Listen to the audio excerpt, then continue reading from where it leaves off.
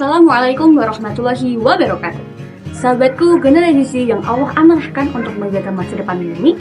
Pada kesempatan kali ini, izinkan saya menyampaikan sebuah tema penting, yaitu krisis ekologi dan tanggung jawab khalifah, menyelamatkan bumi, menyelamatkan masa depan.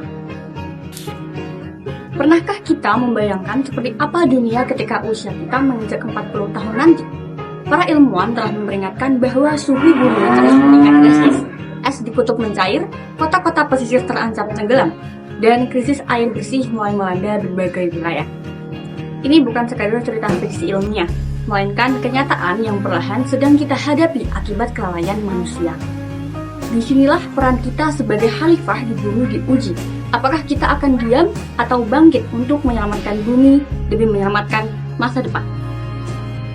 Ironisnya, di masjid-masjid kita, wacana keagamaan masih sibuk dengan urusan hablum minallah dan hablum minanas. Kita rajin membahas sholat, zakat, puasa, tapi nyaris tak pernah membicarakan hubungan manusia dengan alam. Padahal alam adalah ciptaan Allah yang harus kita jaga. Hari ini mari kita renungkan, menjadi khalifah di bumi itu artinya apa sebenarnya? Pertama, pembahasan tafsir ulang konsep khalifah. Ketika Allah berfirman dalam surah Al-Baqarah ayat 30, "Sesungguhnya aku hendak menjadikan khalifah di bumi."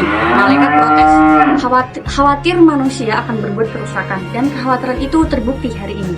Selama ini kita memahami khalifah hanya sebagai pemimpin antar manusia, padahal maknanya lebih luas. Pengelola bumi yang bertugas memakmurkan, bukan mengeksploitasi. Allah berfirman dalam surah Hud ayat 61, "Dia menjadikan kamu pemakmurnya." Kata istimar berarti menghidupkan, membangun, merawat, bukan merusak. Ketika membuang sampah sembarangan, kita mengkhianati amanah kekhalifahan. Saat boros air wudhu, kita menyia-nyiakan nikmat Allah. Allah tak hanya menanya sholat kita, tapi juga bagaimana kita merawat bumi titipannya. Kedua, fikih lingkungan atau fikih al-biyah. Kesadaran lingkungan dalam Islam bukan wacana baru. Ulama klasik membahasnya dalam konsep ihya al-mawat atau menghidupkan lahan mati. 5, yaitu kawasan lindung, dan larangan israf, yaitu berlebihan. Rasulullah SAW bersabda, "Tidaklah seorang muslim menanam pohon lalu buahnya dimakan burung, manusia, atau hewan, melainkan itu sedekah baginya." Hadis riwayat Bukhari. Menanam pohon jadi pahala jariah, tapi kita sibuk menebang untuk gedung megah. Allah melarang kerusakan dalam surah Al-A'raf ayat 54. Jangan berbuat kerusakan di bumi setelah diciptakan dengan baik. Membuang sampah sembarangan bukan sekedar kurang kesadaran, tapi dosa. Boros air saat wudhu pun dilarang Nabi. Jangan boros air meski di sungai yang mengalir. Hadis riwayat Ahmad. Merusak alam berarti merusak kehidupan manusia, hewan, tumbuhan, yang termasuk kezaliman besar. Ketiga, aktivisme berbasis masjid. Bayangkan jika masjid di Indonesia tak hanya jadi tempat sholat, tapi pusat gerakan hijau.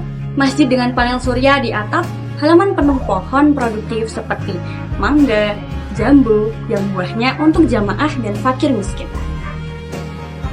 Program bank sampah yang mengubah plastik jadi rupiah untuk sosial, sumur resapan, dan biopori di setiap sudut, cegah banjir.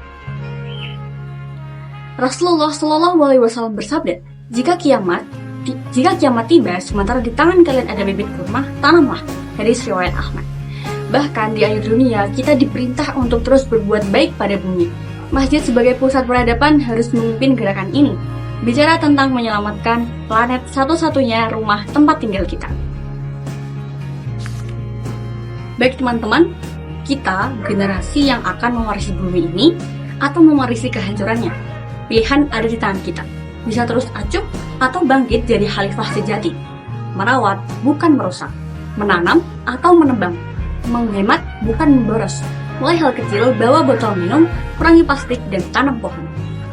Suarakan kesadaran ini, ajak masjid menjadi masjid hijau. Karena menyelamatkan bumi, menyelamatkan diri kita. Allah berfirman dalam surah Ar-Rum ayat 41, "Telah tampak kerusakan di darat dan laut akibat perbuatan manusia, agar mereka merasakan sebagai akibatnya, supaya mereka kembali.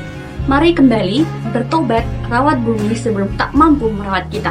Cukup sekian dari saya. Wassalamualaikum warahmatullahi wabarakatuh.